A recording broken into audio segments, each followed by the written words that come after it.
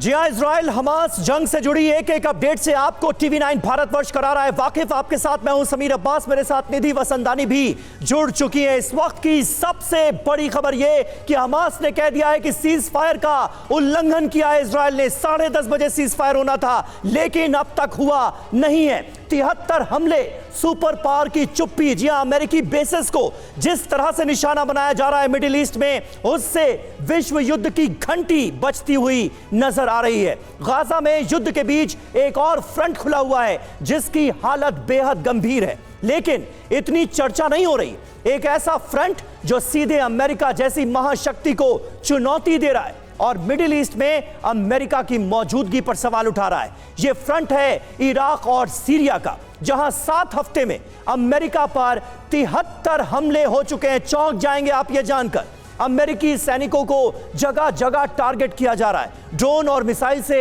हमले किए गए हैं, लेकिन अमेरिका फिर भी चुप है। अमेरिका की इस चुप्पी पर अब सवाल खड़े हो रहे हैं कि आखिर खुद को सुपर पावर बताने वाले अमेरिका की ऐसी क्या मजबूरी है। जी और दूसरी तरफ गाजा युद्ध में 4 दिन के अल्प विराम पर डील तो तय हो गई है, लेकिन दोनों तरफ तैयारियां युद्ध से भी ज्यादा तेज हैं। ऐसे में एक और गंभीर सवाल है कि क्या 96 घंटे बाद और भीषण कोहराम मचने वाला है, क्योंकि इस हलचल के बीच ईरान के विदेश मंत्री लेबनान पहुंच गए हैं और हिजबुल्लाह हमास के साथ एक बड़ी मीटिंग हुई है। इसके बाद ईरानी मंत्री ने इजराइल को धमकी भी दी है, जिसके बाद ये सवाल और ज्यादा गंभीर हो गया है कि क्या मिडिल ईस्ट कुछ बड़ा होने वाला है। यहाँ पर इस विस्फोटक हालात की एक एक अपडेट आपको देंगे। इसके साथ ही इसके वैश्विक असर को भी समझने की एक्सपर्ट से कोशिश करेंगे। शुरुआत बड़ी खबर के साथ करते हैं। इस वक्त की बड़ी खबर, बहुत बड़ी खबर गाजा से, जिसका डर था वही खबर आ रही है। हमास पर सीज फायर उल्लंघन का आरोप लगा है। इजराइल ने लगाया हमास पर आरोप। सीज फायर से 15 मिनट बाद हमला हुआ है। ये इजराइल का कहना है कि हमास ने इस डील को बंधक बनाया है और ज्यादा बाधा डाली है और इसी के तहत उल्लंघन किया गया है। सीज फायर से 15 मिनट के बाद हमला कर दिया गया।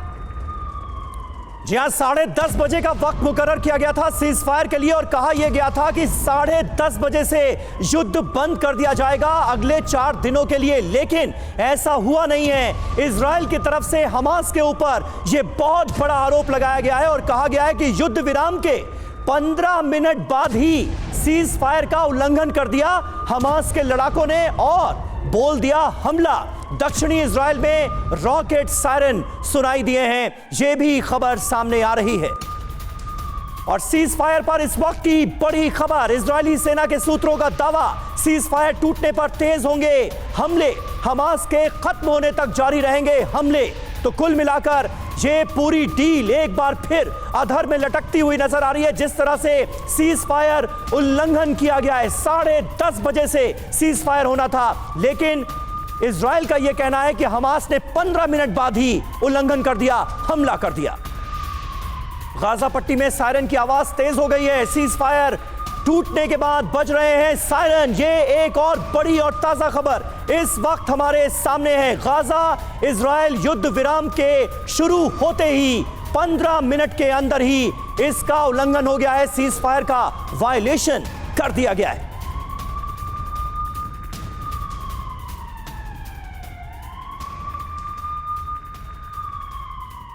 और हमारे साथ इस वक्त कुछ खास मेहमान मौजूद हैं, जल्दी से उनसे आपका तारुफ करा दें। मेजर जनरल संजय सोय साहब हमारे साथ मौजूद हैं और air vice marshal OP Tiwari साहब भी हमारे साथ मौजूद हैं। विपिन चौबे का भी रुख करेंगे, तेल अवीव से हमारे साथ जुड़ेंगे वॉर जोन से। संजय सोय साहब, हो क्या रहा है फिर? किस बात का सीज फायर, किस बात की डील, कैसे होगी बंधकों की रिहाई? इस वक्त तमाम सवाल मेरे जहन में चल रहे हैं।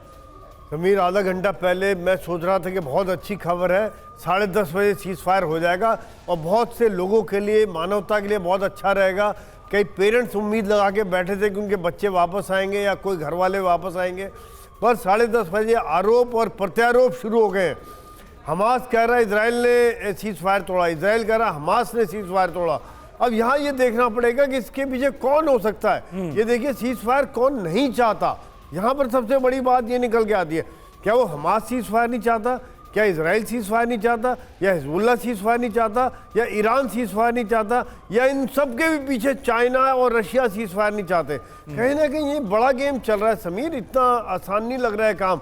काफी कॉम्प्लिकेटेड पहले ही कह रहे थे कि अगर हमास वो सोच रहा है कि इजराइल तो जैसे ईरान ने बोला हमास की जीत हो गई है, वो सोच रहे हैं इजराइल यहीं तक फंसा हुआ है नॉर्थ गाजा में। शायद ये आशंका, कॉम्प्लिकेशन की आशंका इजराइल को थी, तभी ये आरोप लगाया जा रहा है कि 15 मिनट के जैसे ही सीज फायर हुआ 15 मिनट के बाद हमला कर दिया गया, यानी ये उल्लंघन किया गया डील का। विपिन चौबे के पास चलना होगा, ग्राउंड जीरो पर इस वक्त हमारे साथ मौजूद है। जो इस वक्त के हालात हैं वो विपिन बता पाएंगे, लेकिन उससे पहले एक बड़ी खबर दर्शकों को बता दें। इजराइल के गाजा प्लान पर बड़ी खबर है। गाजा में ही रहेंगे सभी इजरायली सैनिक, अस्थायी पोस्ट पर मौजूद रहेंगे आईडीएफ के जवान। ये इस वक्त की बड़ी खबर मिल रही है, सभी आईडीएफ के जवान गाजा में ही इस वक्त रहेंगे। सीज फायर होगा तो ये गाजा में ही रहेंगे और कहीं नहीं जाएंगे, अस्थायी पोस्ट पर मौजूद रहेंगे। जो टेम्पररी पोस्ट बनाए गए हैं आईडीएफ की तरफ से, इजराइल डिफेंस फोर्स की तरफ से, ये जवान वहीं पर ही रुकेंगे, क्योंकि इस वक्त नाजुक स्थिति है। सीज फायर का ऐलान तो हुआ है, 10:30 बजे से भी हुआ भी, लेकिन उसके बाद ये टेम्पररी सुविधा दी गई है, आईडीएफ के जवान यही टेम्पररी पोस्ट पर रहेंगे।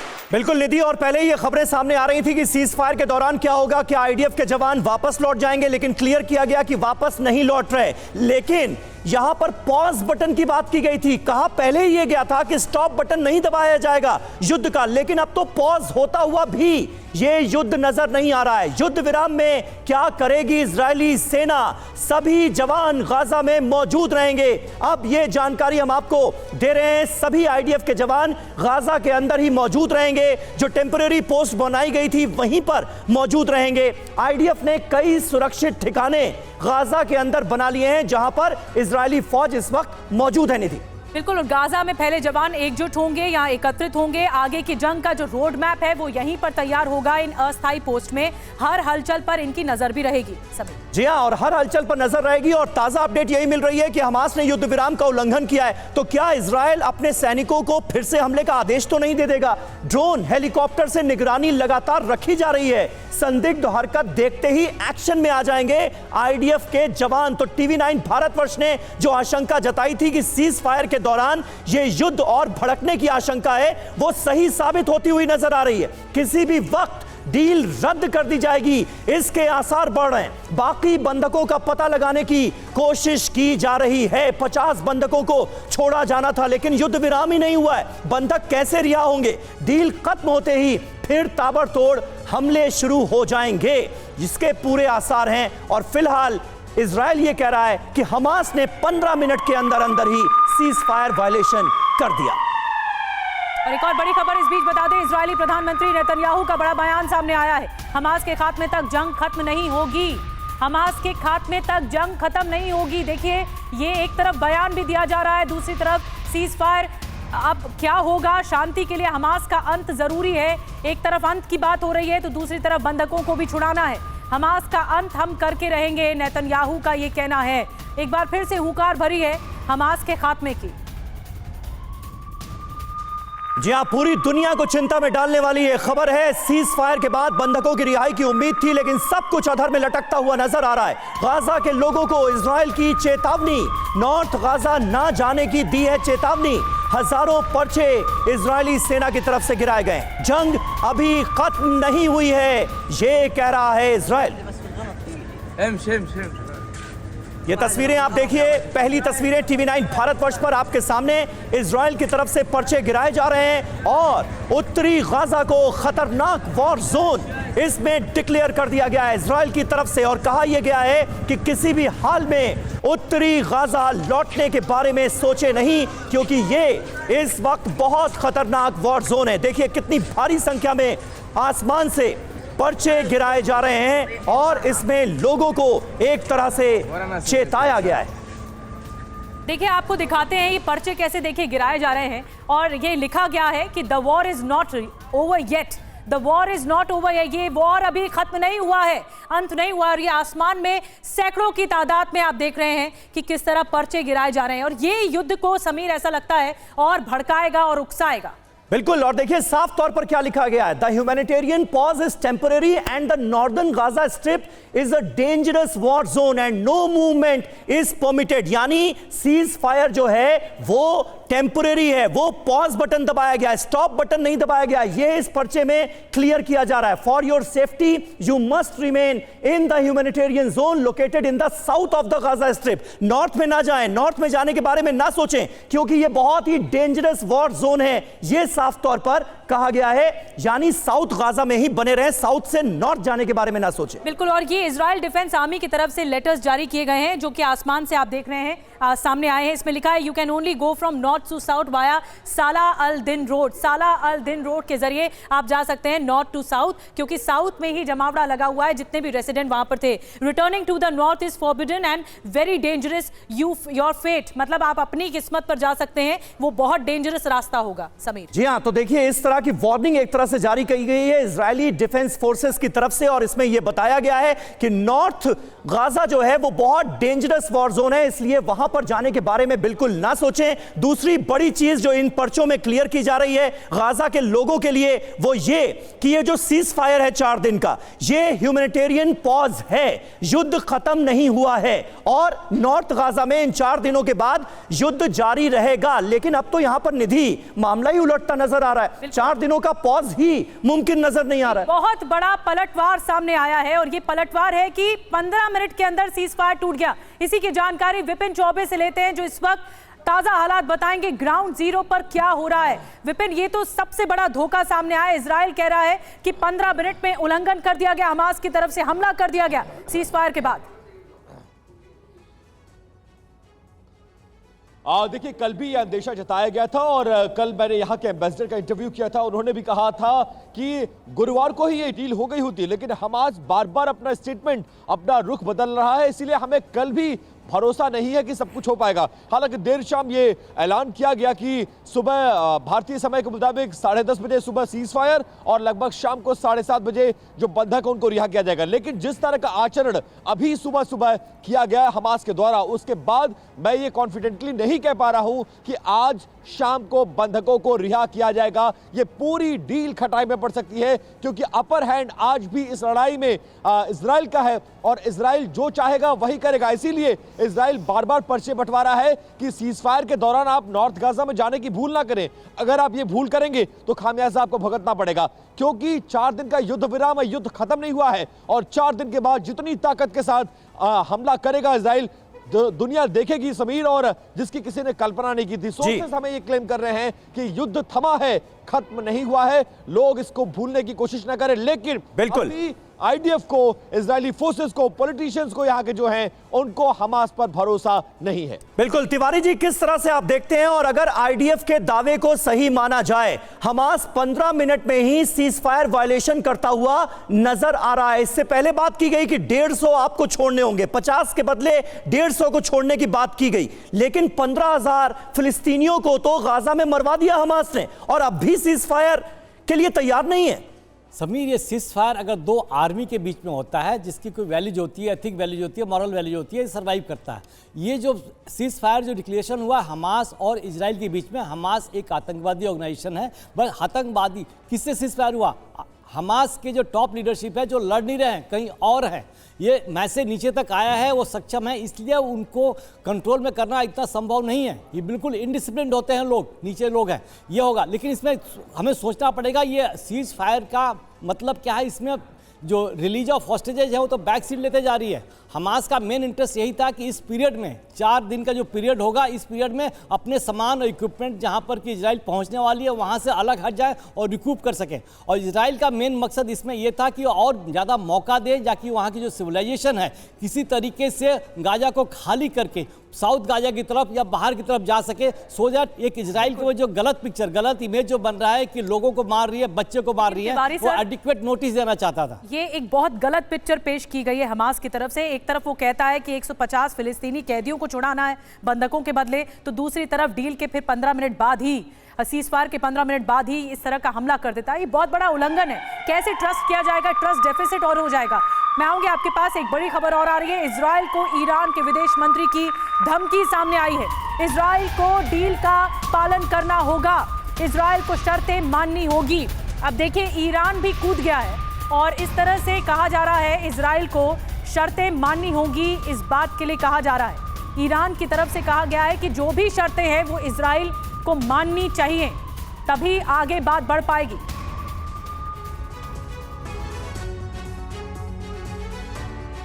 तो ईरान की इजराइल को फिर धमकी। ईरान एक बार फिर इजराइल को धमकाता हुआ नजर आ रहा है। किया क्या गया है ईरान की तरफ से, क्या करने की प्लानिंग है, जरा आप समझिए। ये बड़ा जरूरी है इस वक्त जानना, ईरान की इजराइल को इस धमकी के मायने क्या हैं। हिजबुल्लाह चीफ नसरल्लाह से मुलाकात के बाद ये धमकी दी गई है। बाकायदा एक मीटिंग होती है जिसमें हिजबुल्लाह का चीफ और हमास का चीफ मौजूद रहते हैं ईरान के विदेश मंत्री के साथ। युद्ध विराम नहीं टिका तो जंग आगे बढ़ जाएगी, ये कहा गया। इजराइल को युद्ध विराम की सभी शर्तें माननी होंगी, ये बताया गया है। जी और आगे कहा गया है कि नसरल्लाह के साथ सीजफायर के बाद की रणनीति पर चर्चा हुई है, जो कि ईरान और नसरल्लाह की बातचीत हुई। इजराइल बॉर्डर के पास हिजबुल्लाह की तैयारी पर भी बातचीत हुई है, ये भी ईरान की तरफ से कहा गया। ईरानी विदेश मंत्री के अचानक लेबनान दौरे से भी कई सवाल उठ रहे हैं कि ईरान चाहता क्या है। लेबनान की मीटिंग में हमास चीफ हानिया भी मौजूद था, जिससे चर्चा हुई है, जिससे बातचीत हुई है हमास चीफ से, जिस पर सबकी नजरें भी हैं। और एक और बड़ी खबर आ रही है, इराक सीरिया में फिर यूएस बेस पर अटैक हुआ है। यूएस बेस पर हमला हुआ है इराक और सीरिया में। 24 घंटे में अमेरिकी बेस पर 4 बार हमले हुए हैं। अमेरिकी बेस पर रॉकेट और ड्रोन से हमले हुए हैं। ईरान समर्थित संगठनों ने हमला किया है। तो देखिए सीरी लड़ाई अब आमने सामने तो है, लेकिन जो नॉन स्टेट एक्टर हैं, चाहे वो हिजबुल्लाह हो या हमास हो, ये एक बहुत बड़ी चुनौती है। इस बीच ईरान के कई स्टेटमेंट आ चुके हैं। और एक और बड़ी बात कि यूएस की जो पोजीशनिंग है, यूएस के बेस हैं, उन पर अटैक हो रहे हैं। 24 घंटे में अमेरिकी बेस पर 4 बार अटैक किया गया है।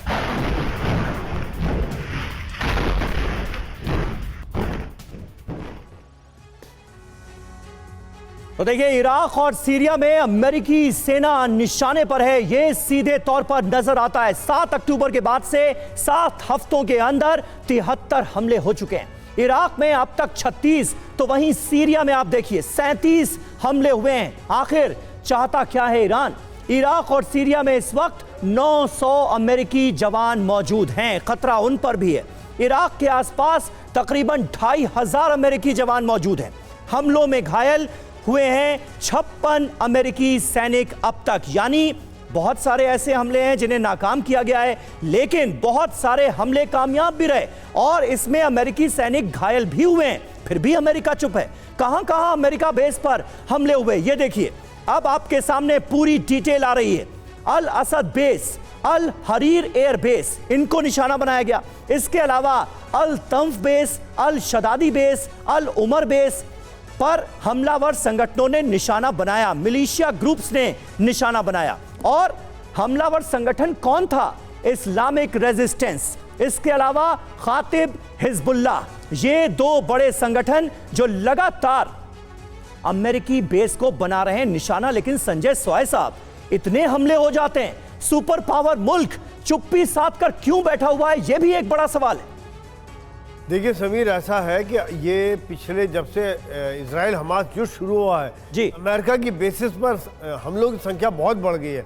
हालांकि पहले भी सीरिया में और इराक में कोशिश करते रहते, लेकिन अब तो देखा जाए 73 हमले, मतलब एक हमला पर डे के हिसाब से तकरीबन हो गया है। तो ये इसके बाद में अमेरिका भी रिटेलिएट कर रहा है, खाली उनके लोकल जो मिलिशियाज हैं उनकी बेसिस पर या उनके बेसिस पर हमले कर रहे हैं। ये उनकी जड़ पर अभी भी हमला नहीं कर रहा है कि जहाँ पर वो हमला करना चाहिए कि ईरान के ऊपर हमला करे या जो जहाँ से उनको फंडिंग मिल रही है और ये जहाँ से वो समर्थित है। तो इसके पीछे देखा जाएगा शायद अभी अमेरिका इस युद्ध को और नहीं फैलाना चाह रहा है, अभी लोकलाइज इजराइल और हमास के बीच में रखना चाह रहा है। और जो आतंकवादी या मिलिशिया ग्रुप हमले कर रहे हैं खाली उनकी बेसिस को ही निशाना इस समय में कर रहे हैं। हालांकि इससे साख पर काफ़ी चोट पहुंच रही है, उनके वॉरशिप्स पर भी हुथी विद्रोहियों ने हमला करने की कोशिश की। कई अमेरिकी सैनिक घायल भी हुए हैं, एक हमले में 20 अमेरिकी सैनिक घायल हो गए थे। बीच बीच में घायल होते रहे, लेकिन उसके बाद भी ये कारण है, मेरे हिसाब से यही कारण है कि वो इस युद्ध लेकिन को बहुत बड़ी और नहीं मैसेजिंग भी है। फैलाना बिल्कुल संजय सोई साहब, बड़ी बात आप कह रहे हैं। ओपी तिवारी सर, मैं आऊंगी आपके पास। बहुत बड़ी मैसेजिंग है अमेरिकी बेस पर इस तरह से अटैक करके। एक और बड़ी खबर, इराकी संगठन कातिब हिजबुल्लाह पर बड़ी खबर है। अमेरिका पर हमले तेज करने का प्लान बनाया जा रहा है। इराक सीरिया में निशाने पर अमेरिकी सैनिक भी हैं। अमेरिका को ज्यादा से ज्यादा नुकसान पहुंचाने की कोशिश हो रही है। तो देखिए, अब ये इस तरफ हमले बढ़ रहे हैं, अमेरिकी बेस पर हमले बढ़ रहे हैं, जो इराक और सीरिया में अमेरिकी बेस हैं, जिनमें 24 घंटे में 4 बड़े वार किए गए। अब अमेरिकी सैनिकों को निशाना बनाने की कोशिश होगी, इसी के तहत प्लान बनाया जा रहा है।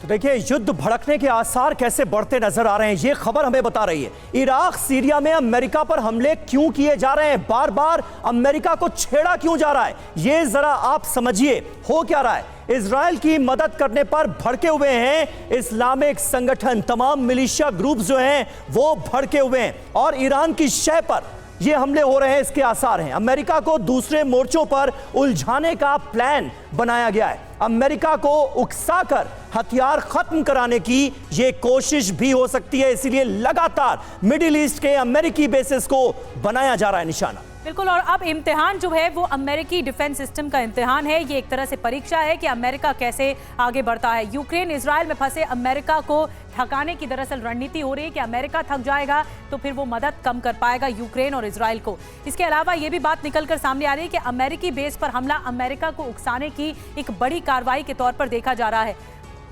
और अमेरिका चुप क्यों है, अब आपको ये दिखाते हैं, कुछ और डिटेल में बताते हैं, क्योंकि नजर अमेरिका पर है कि अमेरिका क्या करेगा। इस वक्त ईरान से जंग का सबसे ज्यादा खतरा अमेरिका को है, और दुश्मनों को चीन और रूस का खुला समर्थन भी मिलता हुआ नजर आ रहा है। लेकिन अमेरिका क्या करेगा, ये बड़ा सवाल है। बिल्कुल सही बात है। चीन, रूस और ईरान एक प्लेटफॉर्म पर खड़े नजर आते हैं। यूक्रेन इजराइल में लगातार हथियार सप्लाई की जा रही है। अभी तीसरे मोर्चे पर लड़ने की हालत में नहीं है इजराइल, ये साफ तौर पर नजर आता है। बार बार जो अलग मोर्चे हैं वो अमेरिका के लिए भी खोलने की कोशिश की जा रही है, लेकिन अमेरिका भी इन्वॉल्व हो नहीं रहा है तीसरे मोर्चे पर। और एक और बड़ी वजह यह है कि जंग में बचने के लिए डिफेंस सिस्टम की कमी है, तो इसलिए अमेरिका ये उजागर नहीं करना चाहता, ये एक वजह है, तभी चुप है अमेरिका। यूरोपीय सहयोगियों की भी हालत खराब नजर आ रही है, वो भी पूरी तरह से पक्ष में अमेरिका के दिखाई नहीं दे रहे हैं। ओपी तिवारी सर, मैं आपके पास आ रही हूँ, आपको क्या लगता है अमेरिका की चुप्पी का क्या कारण हो सकता है, सबसे बड़ा कारण आपको क्या लगता है? यदि आपने जैसे कहा, इस बात से पूरा सहमत हूँ। जिस तरीके से अमेरिका ने यूक्रेन को सहयोग किया है, अपने इक्विपमेंट्स दिए हैं, एंड ये वॉर खींचते हुए 2 साल तक गई, इसमें नुकसान, सीधा नुकसान खाली रशिया का हुआ। अभी नाव ये गिविंग एंड, अभी नाव है ना, nature has got one way to balance. ये जो है अभी सीरिया के पास जो है, इसमें भी रशिया के काफ़ी बेसेज हैं और इस सीरिया को भी कंट्रोल कर रखा है, तो इसमें कोई नकारा नहीं जा सकता। इसकी प्रॉबिलिटी बहुत ज़्यादा है कि रशिया का सपोर्ट है, और मेन मकसद इसका यही है कि अमेरिका का जो इंटेंशन था, जो उद्देश्य था, जो झुकाव यूक्रेन की तरफ है, अब अपने आप को बचाने के लिए सामने आए। इस बचाने के लिए इसको इक्विपमेंट, आर्मामेंट सब जरूरत पड़ेगी। इवन इजराइल को भी जिस तरीके से अपने आर्मामेंट से यूज कर रहा है, बॉम्ब्स और रॉकेट्स यूज कर रहा है, उसको भी कुछ समय में जरूरत पड़ेगी। तरह अमेरिका को इजराइल का सपोर्ट करेगा और अपने बेस बनाना है, तो इसलिए अमेरिका की आर्थिक स्थिति और वेपन की जो स्थिति काफी कमजोर होगी, तो ये अमेरिका को कमजोर करने की जो कोशिश की जा रही है। एंड हो सकता है कि इस स्टेप में जो भी एडवर्सरीज है, भी रशिया है, थोड़ा स्टेज तक सक्सेसफुल रहें। बिल्कुल, अमेरिका को कमजोर करने की कोशिश रूस की तरफ से, जिसमें उसका साथ देता नजर आ रहा है ईरान। और इस वक्त की बड़ी खबर गाजा से आ रही है। हमास के ठिकानों पर इजराइल ने की है भीषण बमबारी। हमास की सुरंगों पर बमबारी की गई है। इजराइल ने सुरंगों को बम से उड़ा दिया है। अल शिफा अस्पताल के आसपास की सुरंगों को भी तबाह किया गया है। ये तस्वीरें आपके सामने हैं थोड़ी देर पहले हुए हमलों की।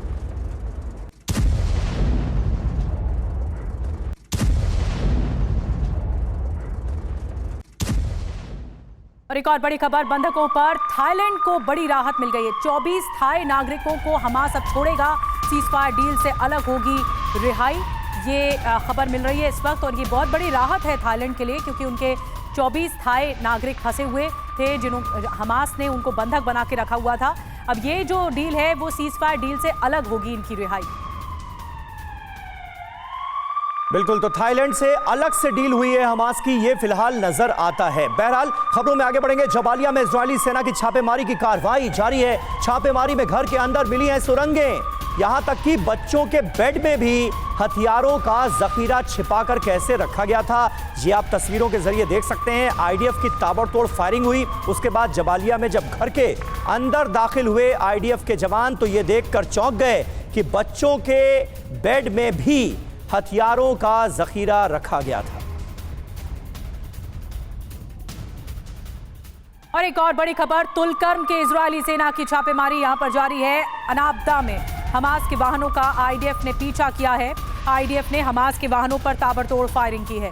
ये जो तस्वीरें आपको दिखा रहे हैं, ये तुलकर्म की तस्वीरें आपको दिखा रहे हैं, जहां पर इजरायली सैन्य वाहन नजर आ रहे हैं। यहां पर लगातार छापेमारी जारी है। हमास लड़ाकों की जो तलाशी है वो जारी है। अनाबदा में आईडीएफ की छापेमारी की तस्वीरें आपको दिखा रहे हैं।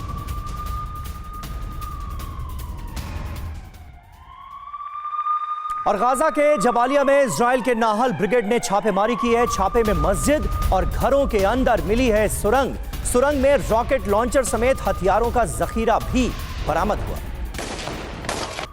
और आइए अब आपको बताते हैं कि जबालिया इलाके में आईडीएफ को कैसे बड़ी कामयाबी मिली है। यहाँ पर आईडीएफ ने क्या कुछ किया। मस्जिद में मिली हमास की ऑपरेशनल सुरंग आईडीएफ को, और इजराइल की नाहल ब्रिगेड का ये ऑपरेशन रहा। नाहल ब्रिगेड को हमास की 6 सुरंगों का पता चला है और इसी सुरंग से इजरायली सेना पर अटैक भी किए गए। इनफैक्ट जो बगीचों में हमास ने रॉकेट लॉन्चर छिपाए हुए थे ये भी उन्हें मिले हैं। समीर जी हाँ, और देखिए आप किस तरह से बगीचों में छिपाकर रखे गए थे हथियार। सुरंग से इजरायली सेना को मिले हैं 50 मोर्टार बम भी। इसके अलावा रॉकेट लॉन्चर हथियारों को आईडीएफ ने नष्ट भी किया है, ये जानकारी भी सामने आ रही है। लगातार आईडीएफ की तरफ से यह कहा गया कि तमाम सिविलियन ठिकानों को हमास अपने अड्डों के तौर पर यूज कर रहा है, उनका इस्तेमाल कर रहा है। और इस तरह के वीडियोस जब जारी होते हैं तो आईडीएफ का दावा कहीं ना कहीं पुख्ता होता है। सीज़फायर पर आईडीएफ का बयान आया है।